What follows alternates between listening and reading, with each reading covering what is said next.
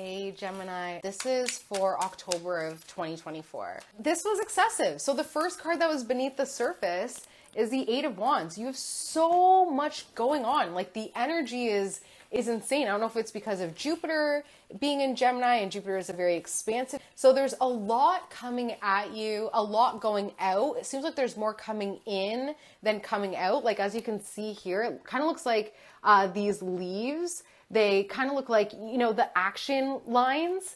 It's like all 8 of these are coming, like pile driving you.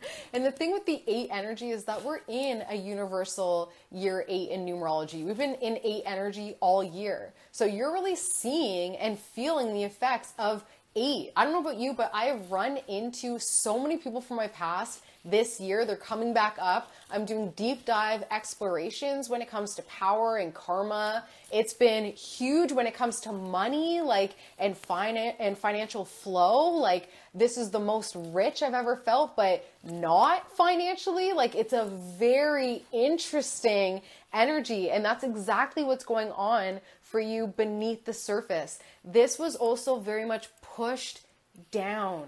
If I were you, I would be super diligent about exploring your relationship with movement, with action, with decision making, and with also making decisions that have a financial impact on you. Because money is something we have to consider. Okay, we also have this card that was face down, which is the Magician card. The Magician card is all about manifestation, what we created. And you created this, but you're seeing it through a partnership. So the Two of Cups, that is where you're seeing your creation. You're like, okay, yeah, I have a lot going on, but I created this within my relationship. I created this within my partnership. And just because I'm not seeing that I'm completely overwhelmed with everything coming at me all at once, and it feels karmic, and it feels like I'm on a loop, and it feels wild when it comes to that movement of it. And what I'm not seeing is that I have manifested this, that I actually am in control, but I am seeing it through my partnership. So there's a relationship that has you thinking a lot, which is beautiful, which is absolutely beautiful. Gemini energy needs to think a lot. So it's nice that this relationship, this partnership, has been feeding your emotional energy by just allowing you to think and to talk and to express. So the Seven of Wands is about deep inner exploration, but for you, you've been able to almost like put that deep inner exploration on a platter and offer it to this partner. Like, that's such a beautiful gift that you're able to give. And I love that Jupiter in Gemini is expanding that communicative nature of you. So the Nine of Wands is also saying, okay, you've given this gift of inner exploration in order to share your stories and your awareness and what's been going on. And that is giving you a lot of energy. The Nine of Wands is about taking basically everything that you have and focusing it into one and saying, instead of me being like scattered all over, let me try and bring them all together and focus all my energies into one. Because what you're not seeing is the Eight of Wands, is how much is coming at you. So here you are being like, let me just consolidate all the energy that I have out, because you don't realize that there is so much coming at you that you created within the partnership. And what you created within the partnership is the opportunity to express yourself openly from a deep, deep place. That is work. That is work. It is work. So you're trying to consolidate all of your efforts and focus it into one area, because it has been a lot of work. Then of course we have female energy, air, Libra, Aquarius, Gemini, that is absolutely contributing to all of the thoughts that you have in your head. So the work is going through each one, especially with this air sign who has a million thoughts as well. It's going through each one and deciding the one that you want to focus all of your energy onto. So it is beautiful to watch. It's definitely an inner job, and it's all subconscious, and it's beautiful to witness for this female air sign who's witnessing, whether she's physically with us or passed on, but it's beautiful. And it is creating shifts and actual really good luck and auspicious energy in your life right now. So that's beneath the surface, October of 2024. On the surface, we have masculine air again. Libra, Aquarius, Gemini. Keeping in mind, this could be you. Because of the Jupiter in Gemini, this could absolutely be yourself. It really depends on, like, sometimes maybe even it could definitely be you because of the 8 universal year that we're in. Like, I know that all of my personal readings have had me like front and center being like, okay, you're stepping into your Queen of Swords energy. Okay, so this is showing that all of this is beneath the surface. So all of this being all the opportunities that you have, that you've manifested yourself within your relationships in order to honor the inner work that you've been doing and the inner thoughts that you have, to focus and consolidate all that energy into one. And a female air sign is helping you do that, but it is causing a little bit of mental anguish, a little bit of, it's work, right? A little bit of exhaustion where it's like, okay, maybe I should just focus on my own inner work instead of constantly handing it up on a platter to the Queen of Swords, who, God love her, but it's an analysis constantly.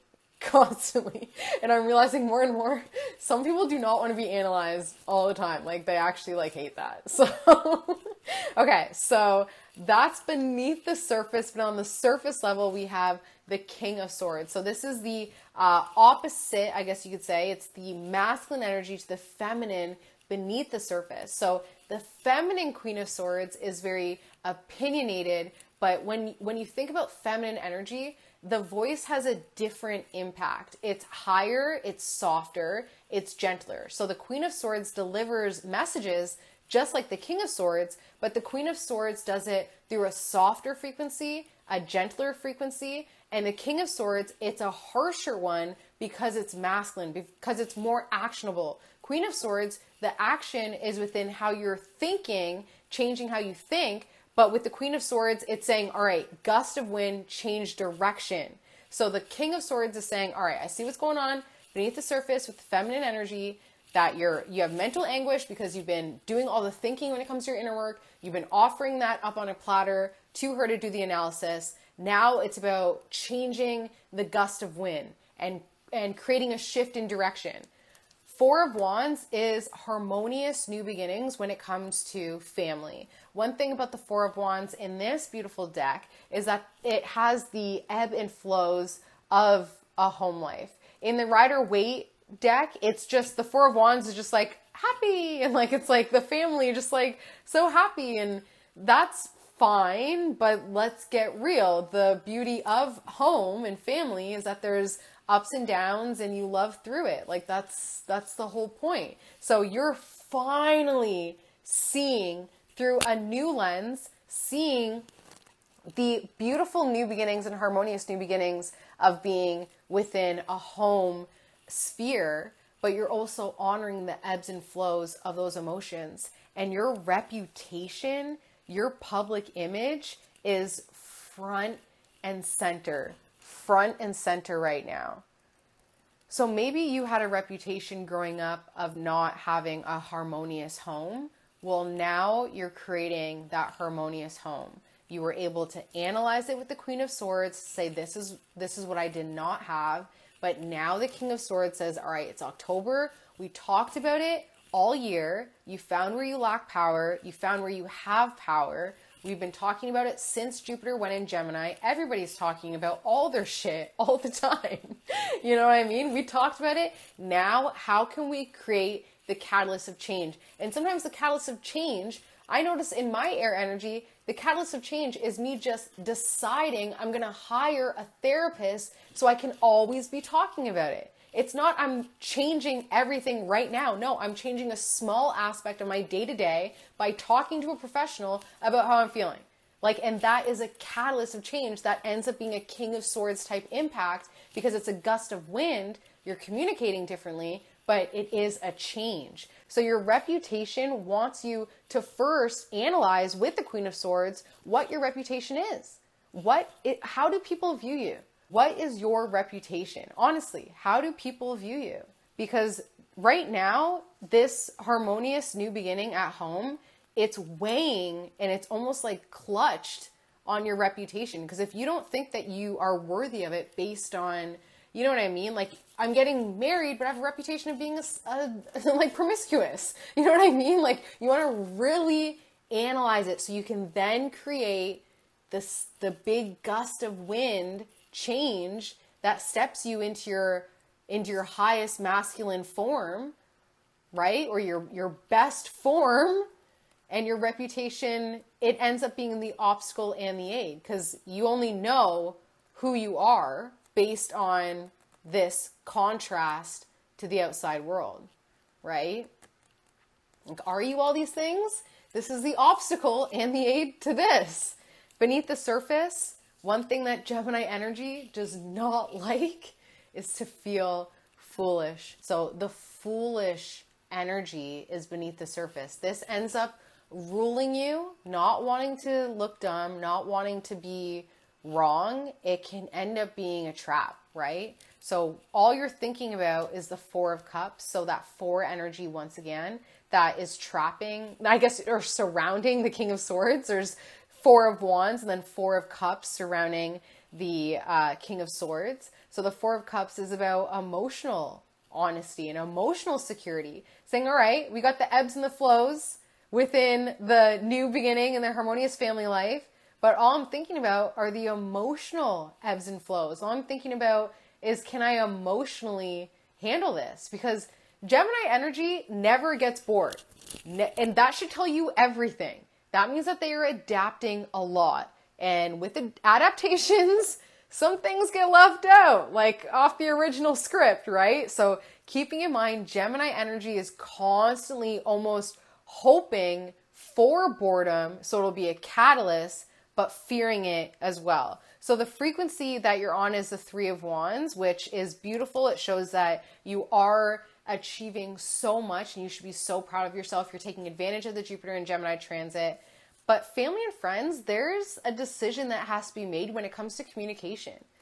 Family and friends is really asking for communication from this space, from the King of Swords space, from the gust of change space, not from the Queen of Swords, not to talk about it, analyze it, and make no actionable steps whatsoever, but from this King of Swords space that says, I want peace and harmony in my family, even if it creates these intense highs and lows.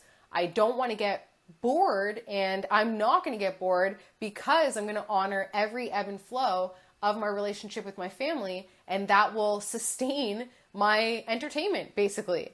Hope and fear is a Three of Pentacles once again. So there's one, two, yeah, there we go. Three threes. Oh, and then, okay, beneath the surface. So the Three of Pentacles is saying your hope and your fear is to feel that same energy of the Three of Wands, that same energy, but to see it outlidded through your finances. Is that what you need? Do you need to have a financial security or something like that, or to have more abundance to then be able to go to home and family and experience the highs and lows because you have that base security? Because this is a hope and a fear. You want this in order to be like almost like a mentor, but you fear it as well. And you should definitely explore where the source of that fear is coming from.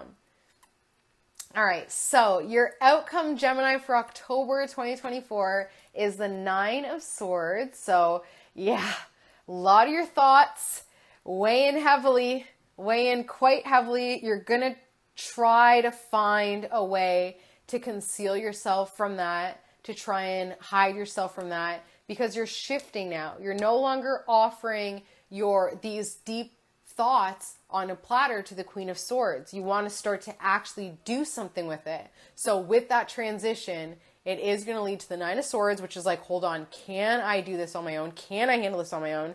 Leads to the Four of Cups, being like, okay, this is boring. I don't want to do this anymore. And then judgment of yourself. This is not one of those things. What was I just, oh, Friends, where Joey loses his job and they're like, aren't you upset? And he's like, well, it's not like I'm starting from zero. I was Dr. Drake Ramore. Like, I can get a position now that's higher. Don't beat yourself up if it's not working out this month when it comes to relationships, when it comes to harmony and family, when it comes to being able to really express this new sense of self that you have and this new sense of your public image that you have.